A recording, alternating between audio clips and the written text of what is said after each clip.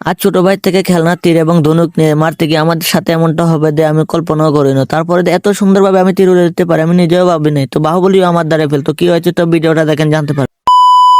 আসসালামু আলাইকুম, কেমন আছেন? আশা করি ভালো আছেন। তো প্রতিদিন মতন আজ সকাল ঘুম থেকে উঠে হাত মুখ ধুয়ে চলে আসি নাস্তা করার জন্য। আর আজকে সকালে পিঠা বানাইছে। তো শীতের দিকে আমাদের এদিকে পিঠাই বেশি চলে। আর শীতের দিনে নিজের ঘরে বানানো পিঠার কথা কি বলবো ভাই, না বললেও নয়। তো এক কথা একদম অসাধারণ পিঠা। তো এগুলো খাওয়ার পর একটু বাইরে চলে আসি আমি। তো বাইরে এসে দেখি ছোট ভাইগুলো তীর ধনুক নিয়ে শতানি করতেছে। তো ওদের থেকে নিয়ে বলতেছে আমাকে দামি আর ভালো মারতে পারে। তো এই কথা বলার পর আমি দেখি আমি নিজেই মারতে পারি না, আমি একজনকে উপদেশ কি দেবো। তারপর অনেকক্ষণ ট্রাই করার পর আর ওদের থেকে কিছু বুদ্ধি নেওয়ার পর দেখি আমি মারতে পারি। আমি মনে মনে বলতাছি বাহুবলী মনে হয় আমার সাথে পারবে না তীর ধনুক নিয়ে খেলার। তো আমি এগুলো সুন্দরভাবে মারতাছি, তো একটা একটা করে খুব ভালোভাবে মারতাছি। তো ছোট ভাই হাততালি দিতে। তো আপনারা কে কে ছোটবেলায় এরকম তীর ধনুক নিয়ে শতানি করছেন তো আপনারা কমেন্টে বলবেন। তারপর এগুলো শেষ করার পর আমরা চলে আসি চাল বাঙ্গাতে নেওয়া হবে মেশিনে। তো এগুলো আজকে নিতে হবে আমাদের গুলো। আর সেদিন এসে আমার দাদির গুলোতে আমি মাথায় নিয়ে বের হয়ে পড়লাম, চলে আসলাম আমাদের বাজারে মেশিন। তো এখানে এসে আমি মেলগুলো সাফ করতে আছি, মানে মেশিন গুলো একটু ময়লা ছিল। তো এগুলো আমি লাঠি দিয়ে শতানি করতে করতে যাচ্ছে আর এদিকে সাফ করতে যাচ্ছে। তো করা হয়ে গেলে দেখি মেল লিস্টার দিয়ে দেয়। তারপর আমি চাউলগুলো দিয়ে দিই। তারপর এদিকে চাল দেওয়ার পরে দেখতেছি দেরি হয়ে গেছে, তো গুঁড়ো কুড়ানো। আর এদিকে আমার চাচাতো ভাই দেখতেছেন শতানের চেয়েও বেশি, তো